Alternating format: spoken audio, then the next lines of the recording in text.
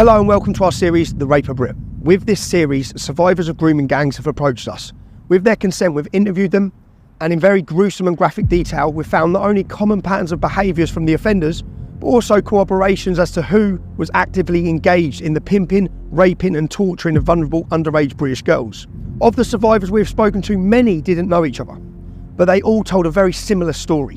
It's been our mission to extensively research each case, track down and covertly investigate these alleged child rapists and confront them for their actions. Please be warned that some content may be hard to listen to and watch, but we owe it to the survivors that justice and some form of retribution is offered.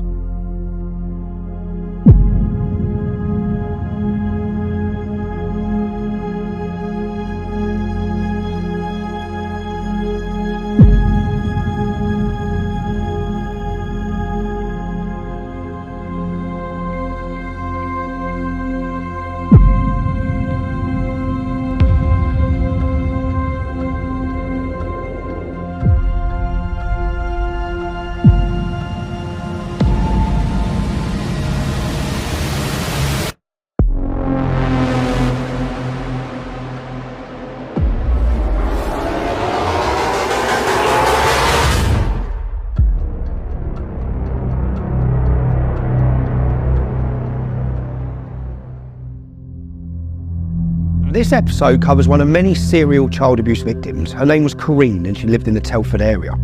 We focus on her accounts as she relives her childhood memories. Memories of countless rapes, drugs, violence and a systematic failure to protect the vulnerable. It's through the bravery of but one of those individuals the truth will be exposed. So we are on our way to Stansted to pick up a victim of the grooming gangs in Telford. This victim's had to leave the country. She no longer lives in the UK. I've been in talks with her for a year. We've persuaded her to come back. She's literally gone flying. Take the first exit onto Bishop Stortford bypass. We're nearly there. She's going to fly in. We're going to sit down, get some information out of her, find out her story, find out who she implicates in her story, and find out the police's reaction to the crimes that have been committed against her as well. But she didn't actually want to come into the UK that summer. So she doesn't want to come back here. But we've managed to get her here, so we're hoping she's going to be here in 10 minutes and we'll see what she's got to say. Can I ask why you're at the airport today? Can I ask why you're asking us why I'm at the airport? Because you have to have a valid reason to be at the Do you? airport. Well, Yeah. how come you've run up just I haven't seen you go up to anyone else here and asked them why they're at the airport? Okay, we've been called up, okay, Yeah, by our someone's called security, and we're coming to make sure everything's alright, okay, Oh, okay. because time's your mate coming in. We're just waiting him from now, if they've got on the flight. Can I just ask what you were filming? I was going to film him meeting his friend. Yeah. So she hasn't turned up. We've messaged her. We've been talking to her for a year, but we'll see what the problem was and try and rearrange. Because we do need to speak to her. I know the information she's already given me is important information and we need it on camera for this documentary.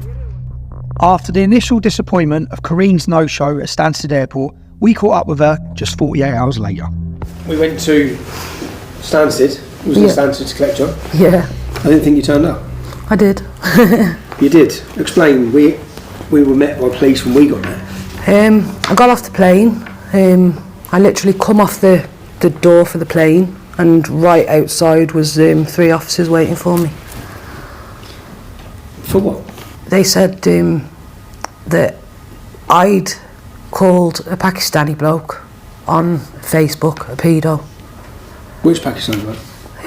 A bloke called Ifti. 50. So you've called him a paedophile. Yeah. He's gone to the police and told him that I've called him a paedophile, because he is a paedophile. I know that because he's raped my friends when they were young, so that's how I know. And the police wanted me to write a letter of apology to him, saying sorry that I'd called him a pedo. So yeah, they kept me for 23 hours. They kept you for 23 hours and asked you to write a public apology to a man who you say is a paedophile. You see, if we start off here, I've gone through your life story. You were abused from a child, groomed on the streets by Pakistanis at the age of 11, lost your virginity at 12. You were pregnant at 13? Yep. When did you have your first child? Week after my 14th birthday. And who was that to? 1-5. I don't know. 1 of 5 men? Yeah. How old were those men? From ages 18 to 30 maybe. 18 to 30. Reading through, we'll get onto all of this, but the thing that I find astounding is you've had this upbringing, you've clearly been impregnated at 13 because you have a son, so that can be proven without a shadow of a doubt. And here you are being asked to write a letter of apology to a Pakistani man from the same town, who, if we start, let's get to growing up in Telford. Yeah. At what age did you first get abused? From age 12. Age 12. How, if you can explain, how did it start on the streets as a young girl in Telford? I'd be walking down the street and they just pull over in the car and try to get you in the car and be nice, say hello, how you doing, just go on like they're your friend, and even ask me how my mum is and stuff like that, because they lived on the same street as me, so they'd ask me questions like that. Oh, so some of the men that first started grooming you lived on your street? Yeah, there's two, well, not even the main ones, because I was groomed by quite a lot, but two of them lived literally 3 doors away from my mum's. And you was how old at the time? 12. You were 12, how old are they? In their 20s. In their 20s. Morning, Correne. Morning. How are you?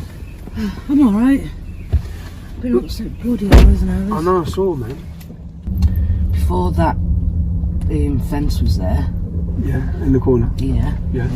A couple of my friends used to get taken around there and get made to give them more blowjobs. Around the back of the Sikh temple. And there'd be about 10, 15 lads on one girl. Round the back of there. Yeah. You can't get round any here. You got the English Community Centre, next to the church and that, and Hadley United Services Club. We used to get took on the car park there and then down. And as you walk down, there's like the road goes over it down here. Oh, Subway? Yeah, Subway. We used to get took down there as well. Oh, down there. Where all that school was, that was all just fields. All of it, that school didn't exist. And literally at the top here was a gym, and we used to get brought up here as well by all the lads, raped and that and whatever in the cars. Yeah, and there was sets of trees on the field back there, and we used to get taken in the trees, in the bushes like. I was took in the school, in the infant school one day. In the school? Yeah, by Noddy. That was when he tried to have sex with me and he couldn't get it in. Remember me telling you? Yeah. That was then. That was in the infant school.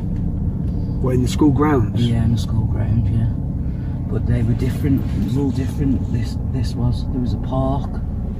There was the old manor school. Would this be every night? Every day, every night. Every day, every night. Yeah. Wouldn't have a break or extra chill or be the same thing. Over the years, I got raped, drugged up, they got me drunk, I went to parties. Would they get drunk? Sometimes. I've heard lots of girls describe these parties. Can you explain what happened at one of these parties? We'd all go there, there'd probably be loads of men. If a room this size, it'd be full of men. There'd be, say, me and 2 or 3 of my friends. And that was it. That we were having a party, we were having a drink. They were giving us spliff. They were taking other drugs. I never went on to any hard drugs myself. But yeah, they'd give us a spliff, give us bottles of vodka, Bacardi, Jack Daniels, and get us drunk, and then want to have us at the end of the night. When you say have you, just explain what. Want to have sex with me at the end of the night. How many of them would have sex with you at the end of the night? Sometimes a couple, sometimes just one. Yeah. I can't say I was lucky. Well, I was lucky compared to some of the girls, because some of the girls got gang raped by a lot of them, but me, it was a couple at a time. So yeah. And where would this happen? In separate rooms or just all in the same room? Sometimes it wasn't even in the rooms, in like the place where the party was. They take us in the car and take us up the Wrekin and do it up there. They take us by the old manor school. There was 2 sets of like little forest things on the Hadley playing field, and they used to drive behind the back of them. There's all different places. Literally, so far, every road we're driving down, you're pointing somewhere where something's happened.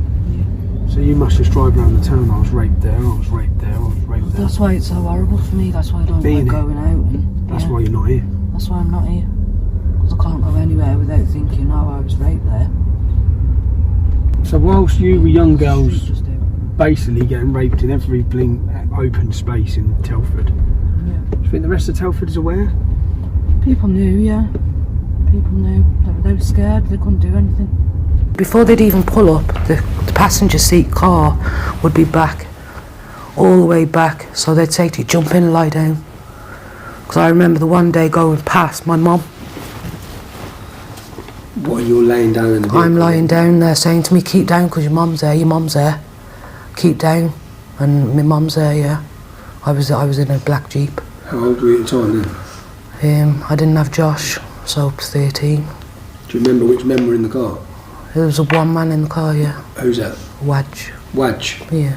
Did he rape you that night? Yep.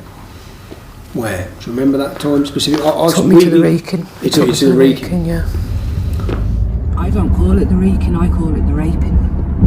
Call it the Wrekin? Yeah. I take it that's where you, a lot of... Listen, and I got raped a lot of times up here. Where do I go? Left? Straight. Sure. You got raped a lot of times. When you say a lot of times, Hundreds. hundreds of times. So you're one individual and you've been raped hundreds. Hundreds of times. Right up there is where that fucking tree is. Remember me saying to you, I can always see the tree. Yeah, yeah. I can see it now, it's horrible. Well, and that's up, and you remember being raped in that tree. A lot of girls will remember that tree, because a lot of us got taken there. Were they? Been brought here as well on this bit by Sakib and Uma. And they were both trying to rape me in the car, and they goes for me to get out, and I wouldn't get out. And I was holding on to the back of like this in the seat, and I was holding on, and they were trying to get me out, and I was biting him and everything, saying to him, fuck you, I'm not fucking walking back from here at this time of night, because it was really, really dark. How old was you? Oh God, and they brought me Sakib and Uma. 14. I think now just how... It was here that they've done that to me. Here? Yeah, here where these cars are. What were they dragging you out of the car? Yeah, they were trying to get my clothes off me, so they could rape me in the car, and I wouldn't let them. Say again, who was that, Sakib? Sakib and Uma. Uma went to prison for rape. Did he? He's been to prison for rape, yeah. Young girl. The Wrekin's visual from everywhere in Telford. Yeah. So no matter what girl you are, when you look up, if this is where they've all been taken to be raped, when they look up, that's all they'll see. That's all we ever see. That's all they'll see. I think you've given hundreds of names, 150 to 200 men's names to the police. Yeah. They've been involved in raping you, Not just me. but your friends. Some of them, they haven't raped me, but they've done it to my friends, yeah. And you've seen it, so you've been in the same Yeah. circles. Tell me when you finally felt the courage. No, tell me when you finally realised you'd been groomed. A piece come out in the Mirror to do with Lucy Lowe and Becky Watson and a girl called Vicky, and I was reading that, and that's the day I realised I was one of them girls as well. When you say that, because so that people understand, because people think, how do you not realise you were a victim? How do you not realise that these things that were happening to you were crimes? What sort of mindset did you have towards these men? I'd always got told to keep quiet and say I was lying about it, and because no one done anything about it, I kind of thought it was normal and okay, even though I had feelings that it wasn't okay. Did you also have feelings for the men? Sometimes, some of them, we see yeah. this described as lover boy. We see this described as so many different things in different countries around the world, Yeah. where the children actually fall in love with the perpetrators. Yeah, sometimes I did, you know, get feelings for some of the elder ones. Not all of them. Some of them were too horrible and evil. But some of them I did. Would you say you felt you was their girlfriend? Did you feel like they were your... Yeah, I was one of their girlfriends. They had loads of girlfriends, all of them did. Did they? So, I was one of their When you girlfriends. say your girlfriends, you mean children? Yeah, my friends. Yeah, they're all kids as well. So number 18, that's the mosque. I got raped in number 16. That's the mosque. Yeah, number 18's the mosque. I got raped in number 16 by Wadge. By Wadge. Yeah, that's the first time that I had my virginity taken. You had your virginity taken in the house, eh? Yeah, So you got raped in the house next door to the mosque. yeah. That's a strange place to have a mosque. So that would have been, I'd say, the start of the taking of your childhood at 12 years old. That would have been the start of everything in the house there. I was scared and I was saying to him, don't do that and don't take my trousers off, and I was fighting him and trying to keep my trousers up, and he was just pulling them down. And then he promised that he wouldn't put it inside me, and then he did, and it was just a really horrible day, to be honest. This was at his sister's house, I believe. Yeah. Was his sister in? No. This is where Wadge lives, Number 81. number 81. And he He raped and abused me, groomed me for years. That's Took the one. my virginity. That's the one who took your virginity at the house we've just seen round the corner. Yeah, Number 81. Who's he lived there with? his wife and kids. They all live with wife and kids. Did they live with wife and kids back when they were abusing you? Yeah. A lot of CCTV on that house. Has he got a lot of CCTV? Yeah. See, this is a disabled lad here, and even he used to use the girls. In the left. Yeah, he's deaf and dumb. Well, Even he, he used to get blowjobs and that off the young girls. that man we're just driving past now. Yeah. He's deaf and dumb. He's deaf and dumb. Yeah. How are you feeling? I'm scared. Remember I told you I got arrested for calling someone a pedo? Yeah. He lives there in that house. This one, number 127. 127, yeah. So you're arrested because this man in this house, Yep, you called him a Pakistani paedophile. yep. Well, I just called him a paedophile. It wasn't in Pakistan paedophile. Wasn't it? Just a paedophile. Yeah. What's his name? Ifti. 50. Yeah. And what did he do to you? He hadn't done anything to me. He'd done it to my friends. Okay. And I'd seen it, so I know that he'd done it. Carl's brother lives there as well, Dalit. This one here. Yeah. He raped Steph, he did. He raped Steph. Well, groomed her. Groomed her. Groomed her, raped her, yeah. And they're all here. You've seen about Lucy Lowe, you've seen about Breaker Watson, about Vicky. That's 3 young girls that are dead from this town. There's more than 3 that are dead because of them. Is there? And there's a lot more, yeah. Is there? Yeah. Who else? There was a girl from Overdale, something Bailey, she died from drugs. There was they got her on smack, she ended up dying. Georgina Marsh, she was in a car crash with her sister, and a Pakistani bloke driving the car, he killed her, she was getting groomed. So there's I can't loads of distinguish, young but girls there's a lot. who have died either under suspicious circumstances or at the hands of these gangs. Yeah, well, because them lot have put them on drugs and raped them and done when they were younger, and that's how they've lived as they've got a bit older. So it's their fault because they shouldn't have put them on the drugs. They're all very successful Yeah, with what because they of own. drugs. Because of drugs. Because of drugs. They even got me selling it when I was 15. Selling smack. They're just selling crack. smack and crack. Out of Manor Heights, yeah. What's that, flats? Yeah, big block flats. Manor Heights. They all got sent to prison. I was supposed to be on there.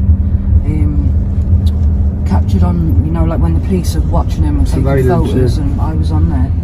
Well, so the police were looking at them at least for the drugs. Yeah, for the drugs. No, you're telling me they didn't see us getting groomed? Because we was getting groomed.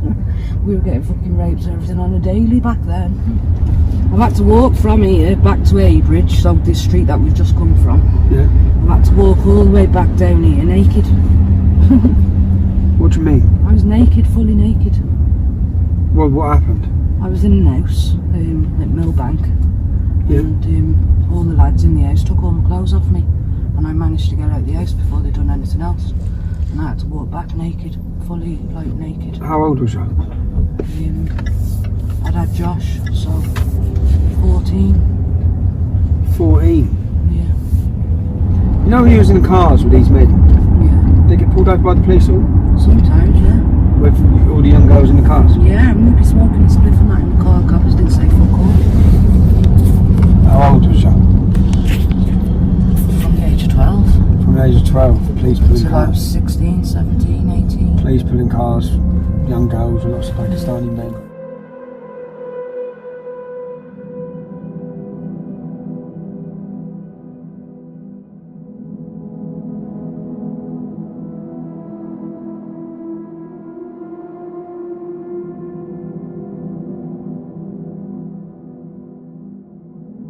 You decided to speak out. Yeah. Tell me what you've done to speak out. The piece come out in the paper about Lucy and Becky and Vicky. I read that, and I think the same evening or the next day, I got in touch with Telford Police, and I told them that I was one of them girls that they were looking for. Okay. And yeah, it all went from there. When you say it went from there, people would hope to hear that the story is going to end in something positive. Has it been a positive experience since you went to the police? No, that's when the nightmare started. That's when the nightmare started, Yeah, when you approached the police. yeah. Can you just explain, just give us the circumstances of what happened with the police? I went to the police. At the same time, a couple of the Pakistani lads, I was still talking to them.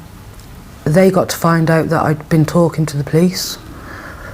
The police started going to other girls that I'd named as being victims and telling them girls that I'd named them, even though I told the police that I'd give them names anonymously to them. I didn't want them going to these girls and saying Correne would give. Of course, because some of Give the your girls could name. still be in close contact. I That's guess. what that you just took the words out of my mouth. Half of the girls, they are still friends or they're in relationships with Pakistanis, and most of them girls, they all turned against me. They started telling the Pakistanis that Correne sent the police here, told them that we've been getting groomed by Pakistanis, and that's how everyone started to know because of the police. Why do you think the police would have done that? What do you think? I don't know. I don't know. I really don't know. I have complaints in about the police because what they done was wrong. Cal from the boxing gym then, when would he, how many times would he have raped you? Loads of times, over 100. Every Sunday he used to come and pick me up from the side of Abridge shops. Every Sunday? Every Sunday without fail. Every Sunday. Why Sunday? Because that was his day off work. So for his day off work he'd go pick you up, and you were how old? Well, from the age 12, 13. And then he'd drive you to different destinations, different locations, just to rape you? Most of the time it was up the Wrekin. Most of the time. And he's now training children to do with the Olympics, right? Yep, He's now training young girls. yep, I've seen him pictured with young girls. yep. What do you think when you see him pictured with young girls? I ate it. Am I right? I got told that when some of the young girls are... I got told the council might send them there. I got told that when, you know, like you have troublesome youth, Yeah, probably. one yeah. of the programmes is to send them To the boxing. to the boxing gym. Wellington Boxing to Academy. to send them to the boxing academy, Yeah. which essentially is run by Paedophiles. paedophiles. Explain then what's happened. With regards to your safety threats, what have you experienced since you spoke out? I started getting threatened, told to keep my mouth shut. Not too much of a bad threats at first. Then a couple of the lads, they all got together and decided that they were going to pay for me to go abroad and to keep my mouth shut and not say anything to the police and stuff. I went abroad. I was taken to the airport by them. I left the country for a bit. Can you tell me who took you to the airport? Noddy. It's a name who's popped up a few times. His real name's Nadeem Ahmed. So Noddy at the time, you've gone to the police, you've started an investigation. Yeah. Am I right that you had to leave Telford though, before you went to the airport? Why had you gone? No, not on this first bit. So on the first bit, they've got together, they've given you money. Yeah. Well, the Ami, he started messaging me, and I ended up telling Ami what was the matter because his brother had raped me. He was the one that took my virginity a few doors away from the mosque, his brother. Okay. So I told Ami about what his brother had done, and then Ami had got together with Noddy and Cal and Wadj, and they all decided to pay me and send me away, so I kept my mouth shut. They didn't pay me thousands like people think. They just give me a couple of £100 to live off, and they paid for my rent for my apartment.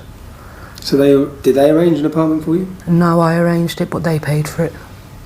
So this is, and in fact, we've met you now. We've flown you back from living abroad to talk to you about these crimes. So you've gone abroad. You've been paid to go abroad. What's happened next? In the end, I've realised that they're still. What's the word? They're still grooming me, but not sexually. They were still grooming me. They were still in my head, trying to make me be quiet. How they used to make me be quiet when I was a little girl, that's what they were doing now, as me being older. You know, they wanted me to go away so that I'd keep my mouth shut and not get them into trouble. Having fled to Egypt, Correne decided to come back to the UK to try and get justice. She sat down with the police, gave statements, they opened an investigation, and they made many arrests of alleged rapists. It was at this stage that Correne became aware that there were threats to her life. So she went to the police station to ask for help. Here's a recording of that. The duty social worker, for whatever reasons, can't do anything to help you this evening. Yeah. Okay. We're being advised to direct you towards branches, which is for mental health, with you feeling low. How's that going to help housing? That ain't going to help my children, is it, with housing? So what do I do tonight? Where do I go? You're going to have to go and try and get in with your mum or friends. I'm not going back there, no way, mate, not for or it see to if you can get me. enough money together to stop in a hotel or something else. I haven't got no money for an hotel. I'm really sorry. As the police force, we don't have accommodation. We cannot accommodate you. So basically I've got to leave from here now, still with no protection or nothing. I'm afraid so. Hi, Correne. Hello. I gather you're homeless, are you? I am, yeah, and I've tried to get help and no one will help me, love. And I'm scared for my life and I've got nowhere to go. What is the reason you're scared for your life? Well, because I've give you so much information and got so many people arrested, and yourselves won't protect me or even give me anywhere to live. And I've got nowhere else to go. I'm going to have to ask you to leave. No, I'm not leaving. You've got no option. Well, I've got nowhere to sleep and here's warmer. Yeah, but this has got to be locked up and alarms put on, I'm afraid. Well, lock me up for the night then, because at least I haven't have somewhere to sleep. I'm not going to lock you up. Well, I've got no reason I've got nowhere to go, so I'm not going, love, literally. Right. I've got nowhere to go with my daughter or my son, so I'm not going. You're going to have to leave, I'm afraid. I'm not leaving, love, literally. You will have to go. Well, you'll have to take me yourself. Well, you're going to have to, like. I'm not going, I've got nowhere to stay. Okay. Literally. Right, bear with me.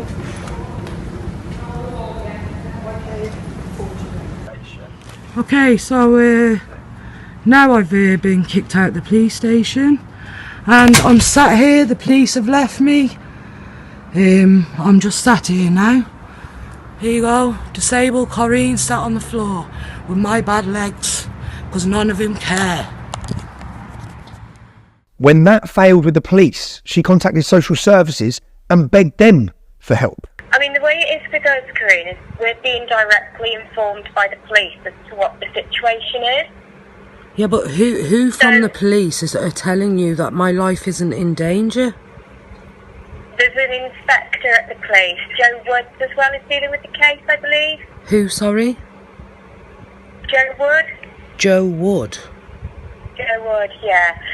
The unfortunate thing is, what they're saying to us is not that there's any risk to you. That's why we're not providing anything, Correne, at this moment in time.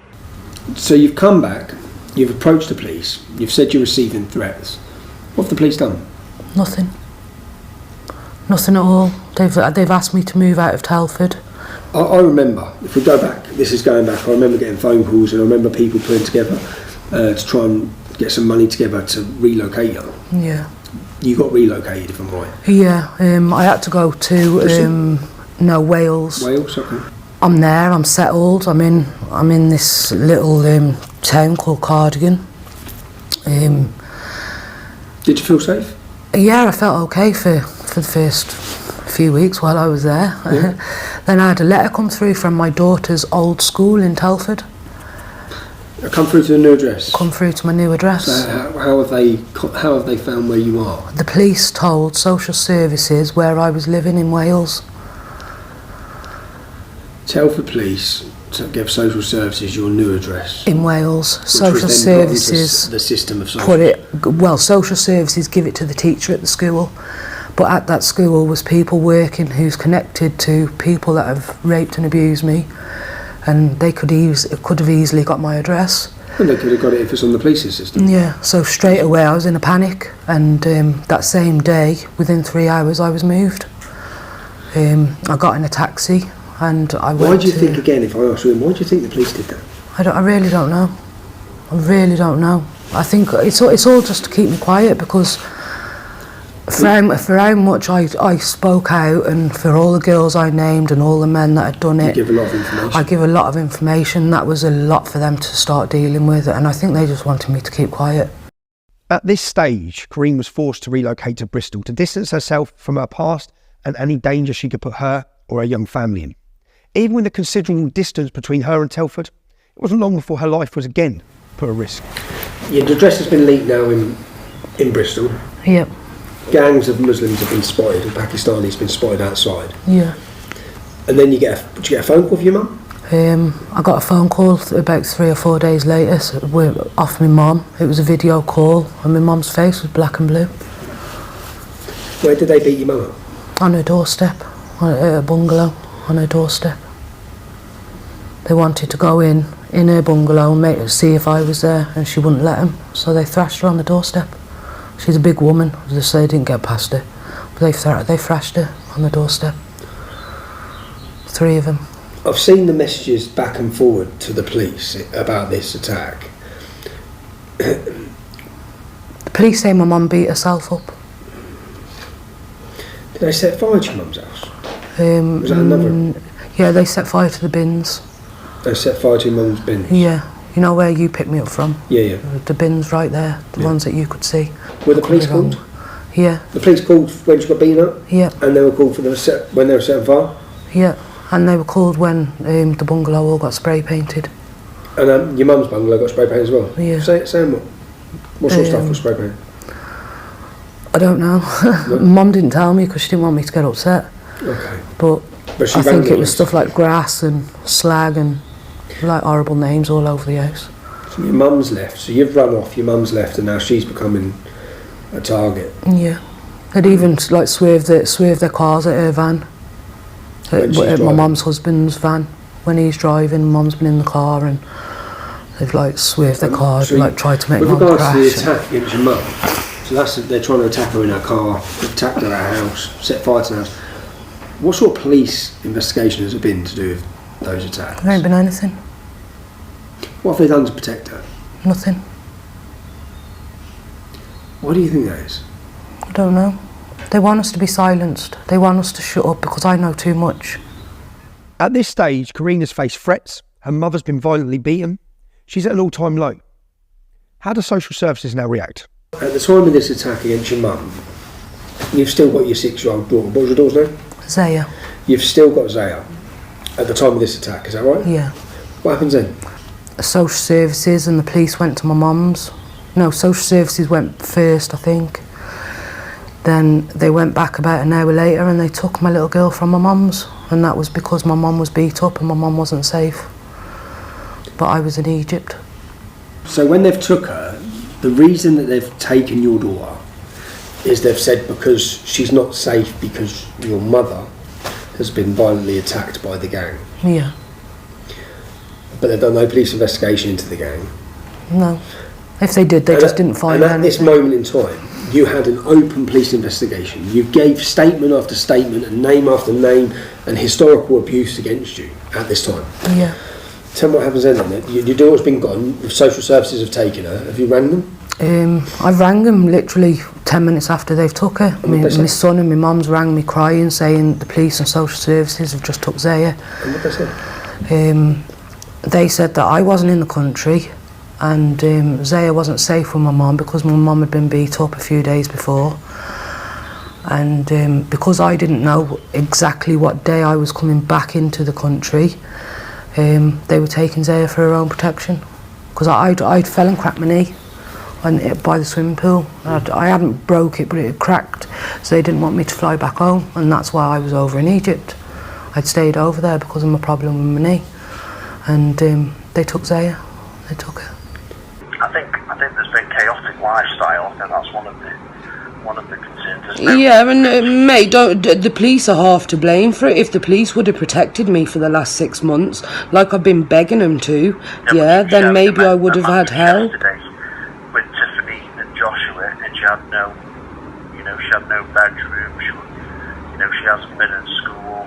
Yeah, because we've had a really unsettled way of life, mate. No thanks to the police, social or council in Telford.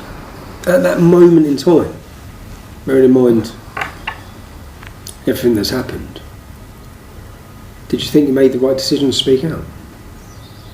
No, I wish I'd have kept quiet. They didn't help me, they made my life hell, took my little girl off me. Yeah, it still is, it's still hell like that now. So what did you do in response to that? At that moment? I withdrawn my allegations. I withdrawn everything. I told them that I wasn't doing it because they thought Zaya was in danger because of my allegations, so I dropped everything thinking they'd give me back, but they didn't. So you dropped all your police case. I guess the Pakistanis are happy. Yeah. I guess the police are happy. You think? Probably, yeah. We're here 2 years later. We've been talking for a year.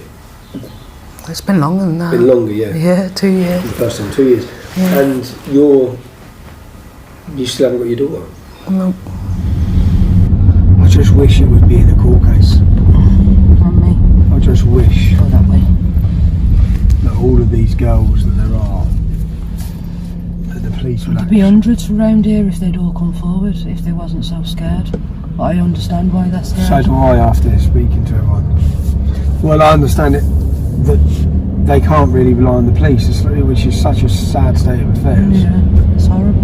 Police should be protecting every one of them. But it seems more like they're hanging them out. Yeah. Some of them used to brag because the coppers used to be on drugs and that, and obviously they used to go and buy their drugs off them lot.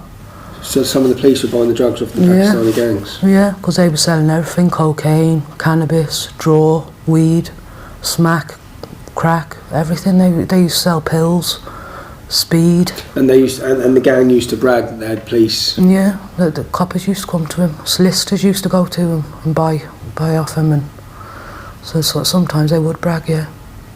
Do you ever remember which names bragged? No. And they used to say it as well. They used to say the names, and I've sat and I've tried to think. Why do you think everyone's scared then? Why do you think that? Because the way they all come together and the things they've done, they've set people's houses on fire, and they battered people. Just the things they've done is horrible.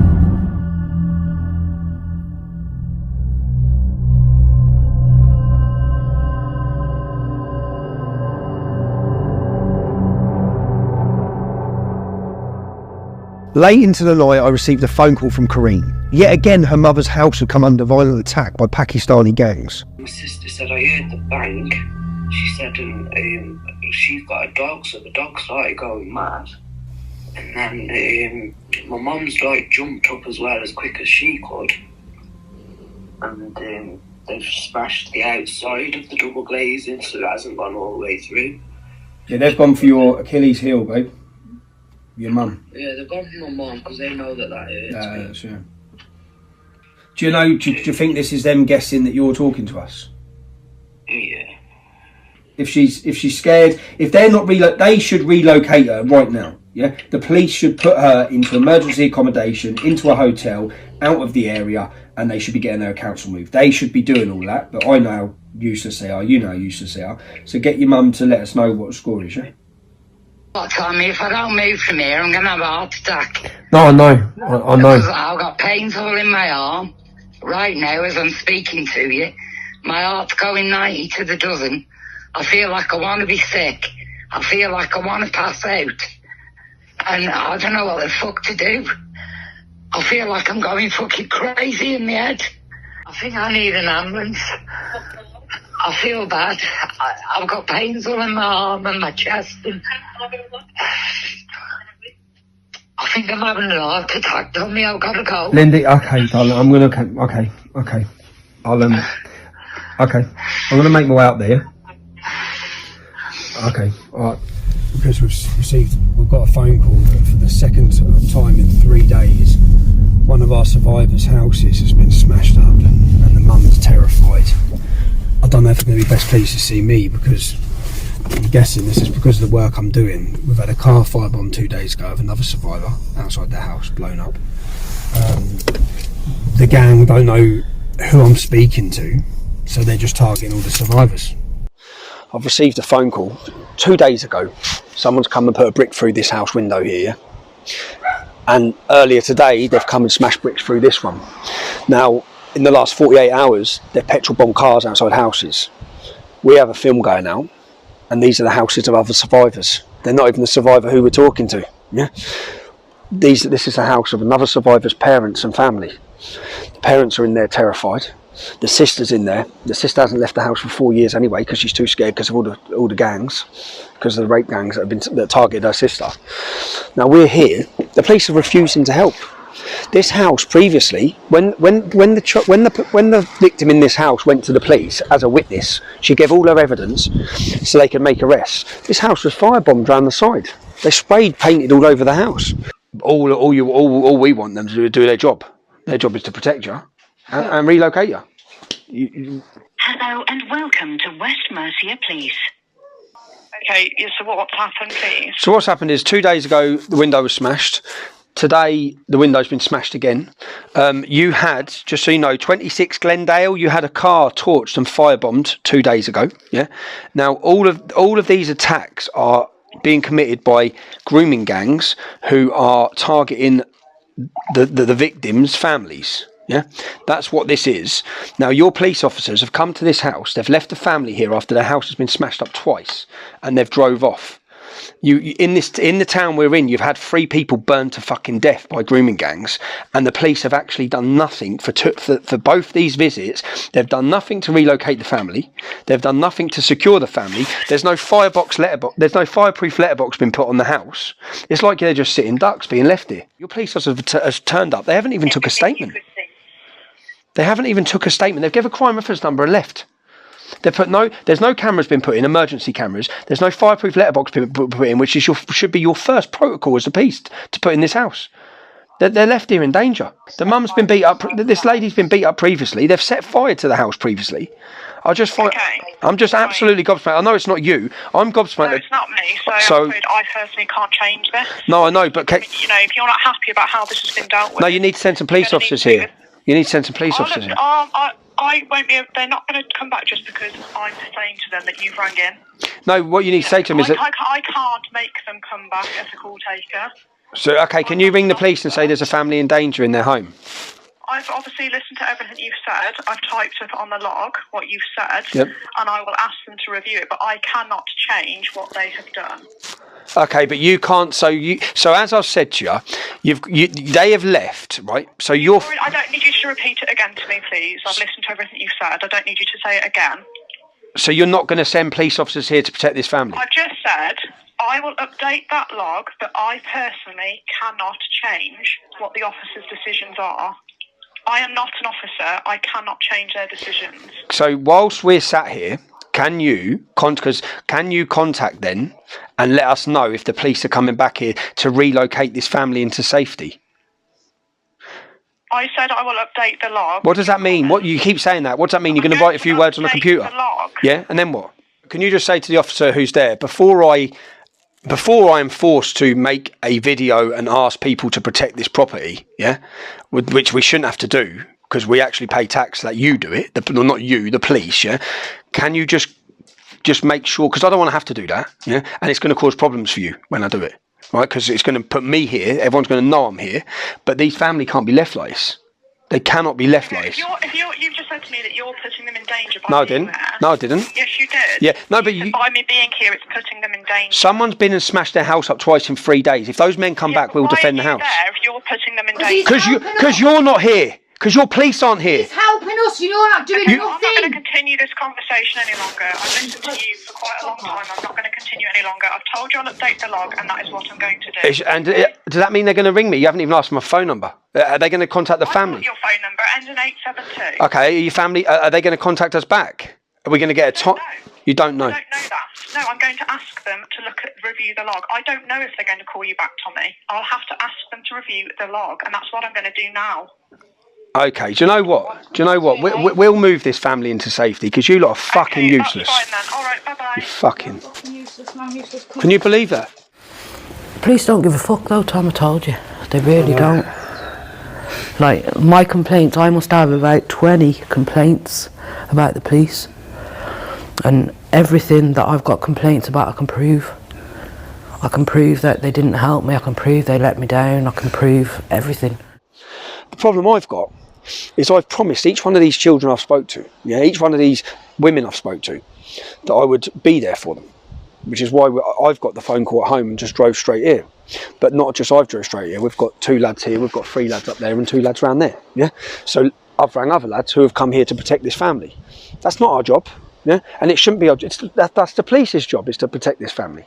They're not here to protect this family. When you look in this town, you look at what happened to Lucy Lowe and that, and have you seen the video of them torching the car the other day? No, we haven't. No, so they just come with petrol. They didn't you? Okay, so it's not a joke. You know what I mean? And when you can see there from the reaction from the police, they're not going to help you. I know. So unfortunately, if they're not going to help you, you do need to be in a safe location. You do, and until the council, which will work from tomorrow, will get, whether it be having to get a lawyer or get anyone onto the council to get you a relocation from this bungalow into a different council property. But you might have to be into, and whether it be a hotel or I'll find you an Airbnb house for a month. So then you just get yourself comfortable until the relocation's done, because you know it doesn't happen overnight, least of all on New Year's Eve. So right now, this lady doesn't want to leave the home, but she does because she's scared. But every possession she's ever owned in her life is boxed up inside this home. So we're going to be staying here tonight and standing and hanging around the house, basically, to make sure people don't come back to the house. But again, we're targets for them as well. The police should be here. The police should be here. But we're going to have to relocate these families. We're going to have to, it's New Year's Eve tomorrow. We're going to put them in the hotel. But we're not going to have to put them in a hotel. We're going to have to get removal vans. We're going to have to get a storage unit. And then we're going to have to work on if the council aren't going to relocate them, because they are in danger. Lucy Lowe's family was set on fire and burned. 3 of them burned to death in this town by grooming gangs. Yeah. I'll pay for any of the costs for any of. I'll get the money. I'll get the money, or people.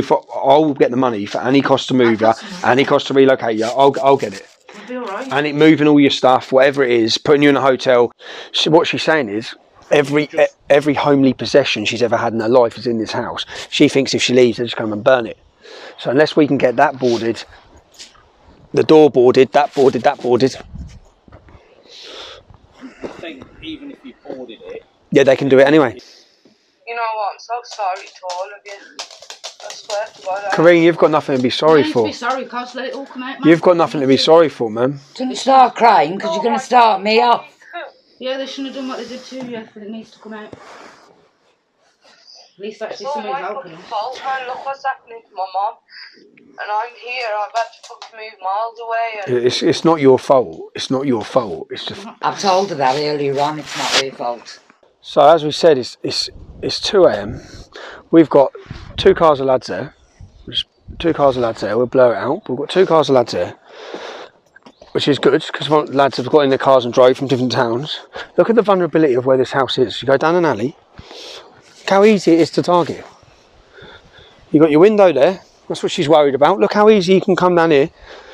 But look at this round here. They've already smashed this. This was 2 days ago. They put a brick through here. They've come back and done this one tonight. About 11 o'clock this got done. And then down here, it's all look.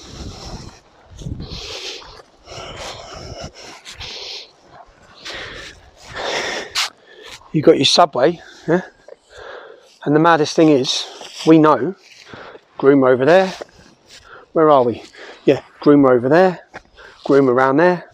They're all in this vicinity. They're all living here, and the family are left there. No matter what, we've got to move them. We've got to move them. So they're swanning round, threatening us when we're talking out, trying to stop us from talking, threatening us, saying whatever they can, the worst things possible, threatening our families. They all stick together.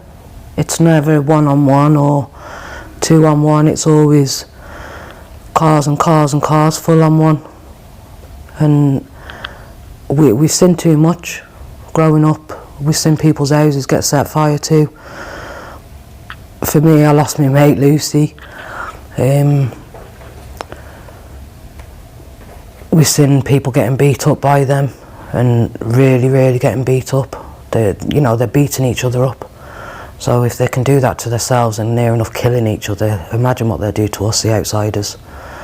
It's different. So they rule the town. Yeah. They rule the drugs. They rule everything.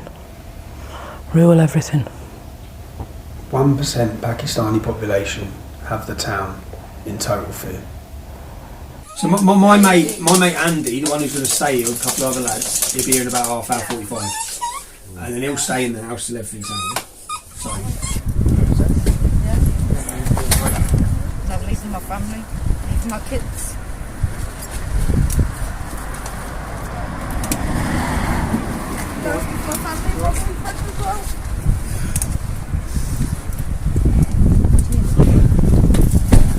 You've seen how heartbreaking that is, yeah?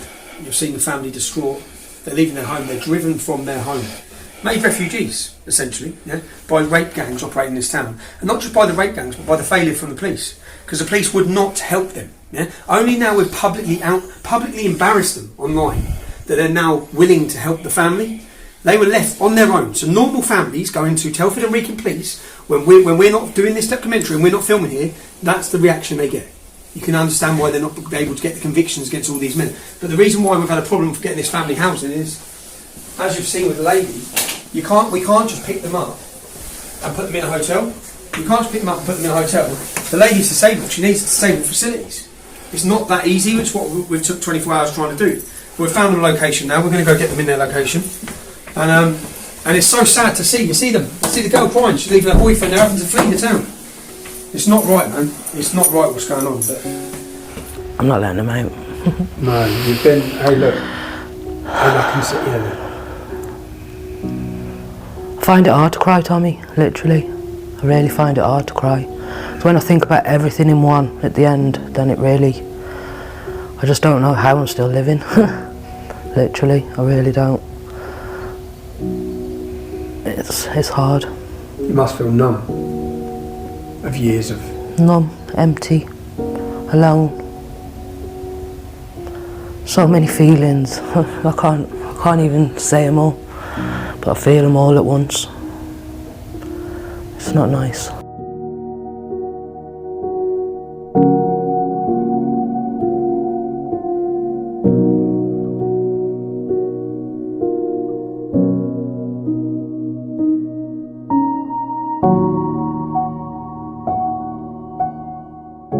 Today, the lads are moving the house. We've got 2 Luton lorries. There was a lady violently attacked with baseball bats outside here yesterday. And do you think they thought it was you? Do you think They definitely thought it was me, because I was told that she was a little bit fattish and blonde hair, so they automatically thought that was me and my husband pulling up here. Because it does seem like that lady said she saw all the men at the end of the road. She'd already rang the police. Yeah. But the police took 20 minutes to come. We went into Carmarthen Green to go to my mate's house. They're all fucking on the corner with bats and that. So we turned around and come out. How many was there of them? 2, one day and an Audi. An Audi A4? A3 white one. We've given them the registration already. So we've already had the Audi A3 drive past us and point at us. Hit me round the head with the bat. They've just taken the bat out of there. It's snapped. And the fucking launched bricks, look, all these bricks. Where was they? Was they parked up? On Carmarthen Green corner, they're all standing there, swarmed with bats. How many of them? Bars, loads. How many? Loads. 8, 10, 12. Asian male, sorry. Yeah, they were all Asian. Was the balaclavas? Yeah, directly at clubs and valleys. They're not stupid. They are not stupid. It was parked Carmarthen Green on the fucking corner. They're all standing there in valleys with bats. And it's just being allowed. I already rang this and said to it's taken nearly 20 minutes for you to even turn up. You're walking down the fucking street in front of me. Well, when you've come here today, the police have come with you, haven't they? When you got here? No, they weren't here. They weren't here? No. They weren't outside. No, okay. How do you feel? Because you had incidents at this property before when your daughter gave a statement. Yeah. When your daughter got a statement, I believe they set fire to the bins. Yeah. They smashed the house up, spray painted all over it. Yeah. The police's response to that was? That I did it myself. That's what the police said, you've done it yourself. Yeah. You see, the problem the police have got now, because they may have tried to say that. The police even said I had 3 Asians come here, balaclavaed up. They put me on my arse in my hallway. The one was hitting me on the floor. I couldn't get up. My face was blacker than black. Yeah. And the police said that I did it all myself. Like I'm going to sit and constantly bang my face or do something to myself. And they never once asked me if I wanted to move. But they've said they offered to move us and everything, and they haven't offered to do anything, Tommy. They're fucking wankers, all of them, everybody. There's only you that's offered to help, and look at the fucking shit that I'm going to get now.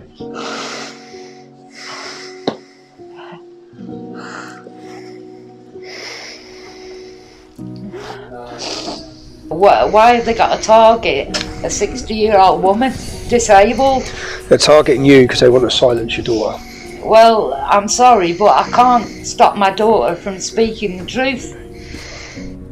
I accompanied Corene's parents to the police station in the hope that the adequate protection and support could be offered to them. Yeah. The house windows are smashed. Mm-hmm. Spoke to the police officers. Yeah. Not just that they don't care. They were rude about it, obnoxious about it. They were left in the house terrified. And there was no offer of the police cars being left outside, no offer of a fireproof letterbox, no offer to assess the house for security, nothing at all.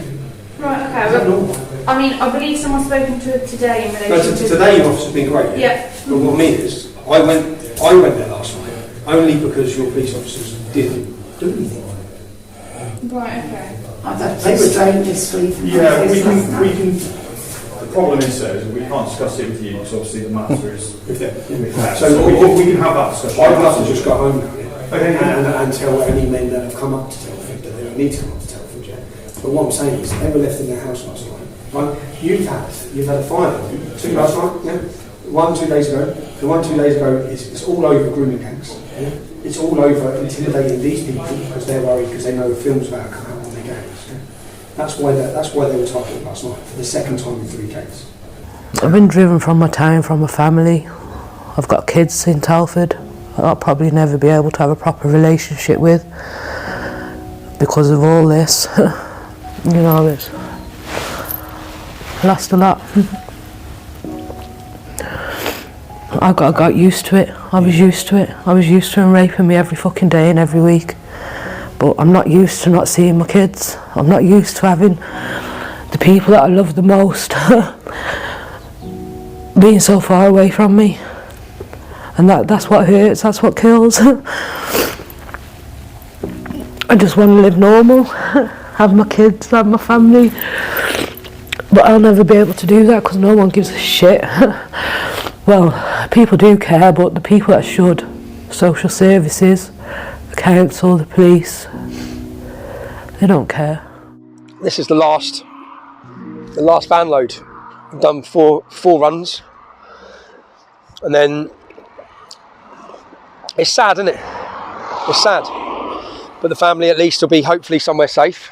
Well, they will be somewhere safe. Their stuff's, don't know how long it's going to remain in storage till the council can get them a new house. But it's a travesty that the families of survivors are having to leave this town whilst the men roam around like they own it. Countless time, finance and man hours have gone into the reconnaissance and intel of our alleged perpetrators. They've carried on living their lives. Some of them have families, some have moved away. Some own multiple businesses. They're living very good lives in those towns and cities. Some are in everyday contact still right now with children. We owe it to all the survivors of these gangs that they're confronted, that they're challenged, and at very least they're asked to explain how and why such crimes have been allowed to take place.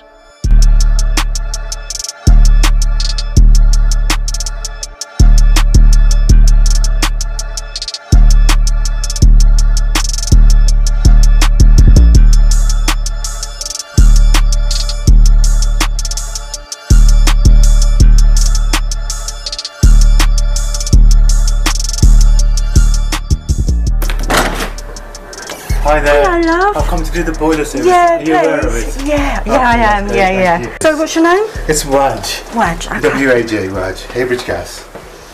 Can I just take a quick look at any other gas appliances? Yeah, actually, I wanted you. Oh, sorry. Let me just shut that. Hi. How are you? I bet you didn't think you'd be seeing me here, did you? I've got some questions to ask you about allegations of child rape. You raped a 12-year-old girl, you took her virginity in a house next door to a mosque in Telford. What do you have to say about that? Get in the face. What do you have to say about that, Waj?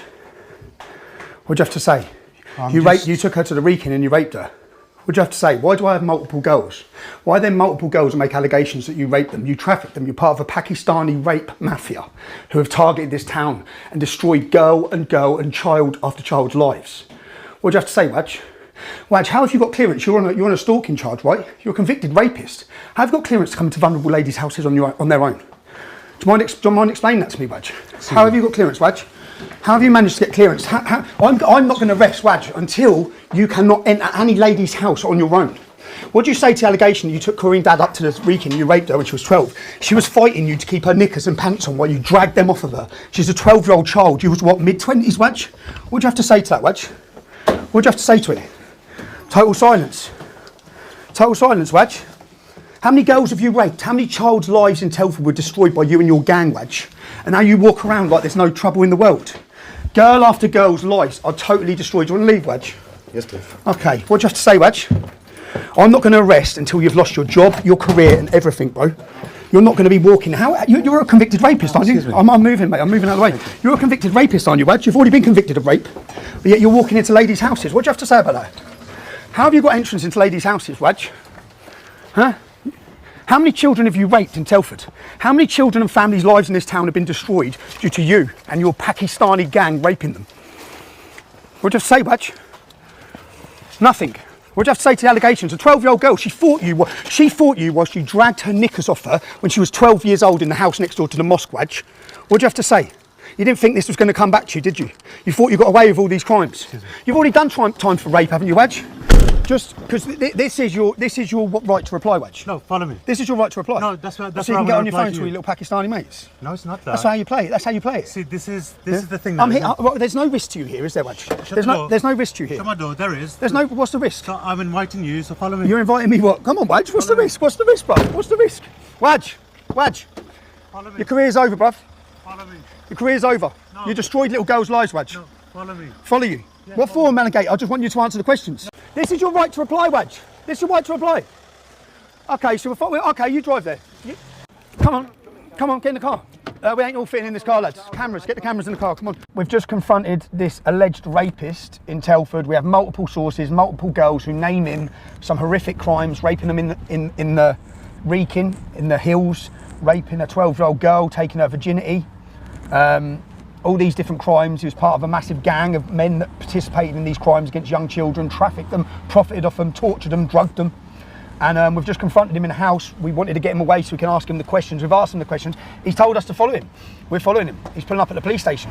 Do you know the problem is? These lot are so confident about the police because the police are on their side. The police have actually made sure that these girls can't be witnesses.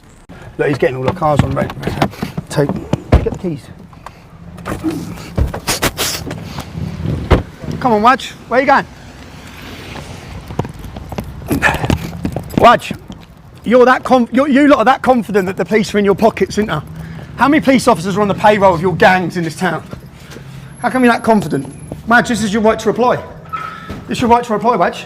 What do you have to say? Wadge, you dragged a 12-year-old girl and you raped her. You forcefully raped her with gangs of men. Making allegations against me. You forcefully raped a 12-year-old girl. You took her to the Wrekin and you raped her, Wadge. What do you have to say? Wadge, you're a convicted rapist already, aren't you? You're on a stalking charge, Wadge. I don't know why. The police will deal with everything. They don't need to deal with it, mate. You have got away with it. Men in this town, Pakistani men in this town got away with destroying young girls' lives. Now, you're famous. Everyone's going to know who you are. I was scared and I was saying to him, don't do that and don't take my trousers off, and I was fighting him and trying to keep my trousers up, and he was just pulling them down. It's fine. Wadge, simple question. Why would Correne Dad make this up? Right. I need... Wadge, why would she make this up? Why would another girl, I've got another girl who doesn't know Correne, who says you raped her. Why would they make it up about you? Why would these girls randomly make up that you have raped them, trafficked them? Why would they do that? In your sister's house, in the house next door to the mosque, they give us locations. We've been to see the places where you raped them.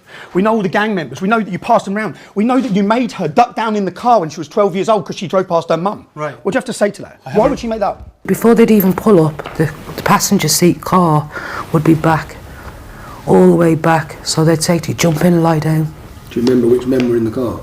There was one man in the car, yeah. Who's that? Wadge. Why would she make that up? Right. Can I speak? Yeah. They're not going to help you. Right, this is a documentary. I'm being intimidated inside a police station. Oh. Right. Now you want the police protection, do you? No. You terrorise young girls and now here you are hiding from the... You want the police. He's making allegations. He doesn't care, bruv. Right? Because he knows what yous have been up to. Everyone knows what yous have been up to. Yeah? Your life is changing now, Wadge. Okay, bro? Your life's changing. Everyone's going to know who you are. You see, Baxi, I'm not going to arrest till this is gone. Till you can't enter a woman's house again, bruv. Yeah? Everyone's going to know. Excuse me. So, Wadge, look at you running to the police. I'm being intimidated inside the police Look station. at you running to the police, Wadge. You're a big, brave man when it's 12-year-old girls, aren't you? What are you scared from? No, I'm not scared of you. Yeah, you are. So you want, why are you hiding in a police station? Why have you run to a police station? I'm not. Do you want to follow me? Yeah, let's go. Let's go. Wadge, you're not going to answer, no? No, let's go. Why would these girls make up, Wadge? Wadge, why would these girls make up? Why would they make up? Give me one reason why random girls who don't know each other would make up that you raped them, Wadge. Wadge, you're a star in episode 5 of The Rape of Britain.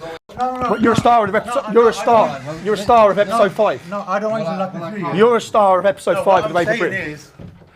You're a star of episode 5 of The Rape of Britain, Wadge. Right.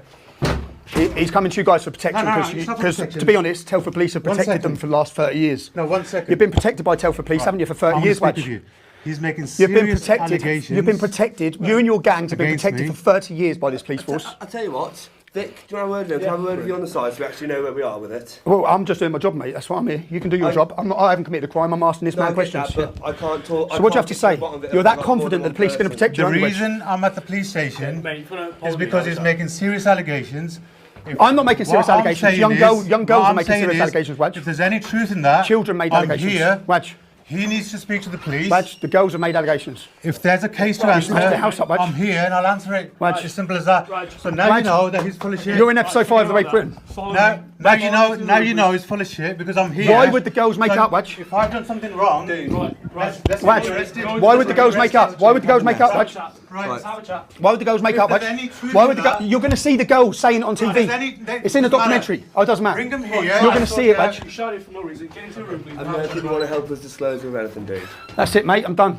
It's on our documentary. It's coming out soon, yeah? So So you don't want to tell us anything? I've come and tried to tell you 100 things. You have left vulnerable girls in situations where you've allowed their houses to be smashed up, you've allowed them to be driven from this country so that those gangs get away with it. Not you individually, but your police force has stood by and allowed this to go on. Not just allowed it to go on, but they've actually allowed the girls to be targeted, driven, intimidated and fearful, and you haven't done the protection jobs that you should do. This is how confident they are. Look where the rapist runs straight to. He's run to you for help. Yeah. Somewhere, one of your commanders is going to be helping him. But ordinarily, when we get jobs in like this, where someone's in the community's worked and found things and got things, I've come to your police, mate. I went to like, the evidence that they like yeah, I've to done use that on with a your given police day. force. I haven't dealt with you before. Okay, so your high-ranking police officer on episode 2 refused to take information from us. Rob Rondell doesn't want to meet with Tommy. Categorically, Tommy's not going to meet Rob Rondell. These rapists and these gangs, the police identified 200 rapists in this town. They charged 11. They've been protected. These gangs have been protected by this police force for 30 years. It's the first place he run to. It's affected everything. Affected how I look after my kids, my life in general. I've had times where I've drunk quite a lot, so been kind of like an alcoholic. I've taken drugs and stuff like that. Not too much of hard drugs, but I have taken drugs. I can't settle. I can't stay in a relationship. I don't trust men. So yeah, it's affected everything really. It's still happening. There's still young girls being groomed. They're still raping the girls. They've got girls that they've groomed as a child and now they're selling them as an adult, and that's because they've got them hooked on drugs as a child and they still need the drugs now, so they're still selling them now. There's still girls, young girls, underage girls as well getting groomed. Corene's story of one of many. A very young, impressionable schoolgirl, plied with drugs and raped by hundreds of Muslim men, hundreds at a time, an unspeakable crime with lasting effects to this day. As we've seen, these men walk free to live their lives, free to mingle in society, free to even potentially carry on feeding on the vulnerable. But this story also highlights the massive failures of the police and social services. How has this happened? How come no one's been arrested, even though statements detailing all of those allegedly involved have been made? The answer to this, I'll leave you to decide.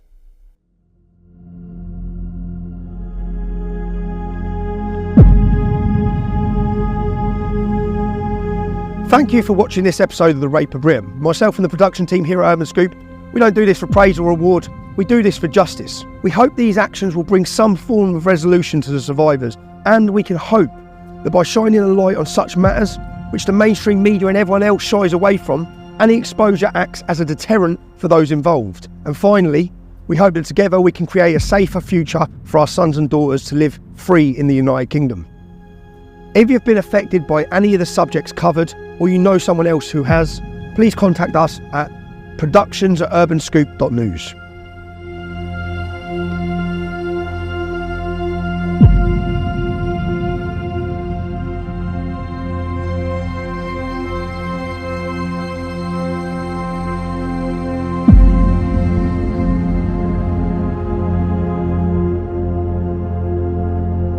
We're bringing you content no one else will. We need your help and we need your support. We have no big funders. If you can support our work, please sign up and help us, just the cost of a coffee. You can support us at www.urbanscoop.news/support us. Thank you.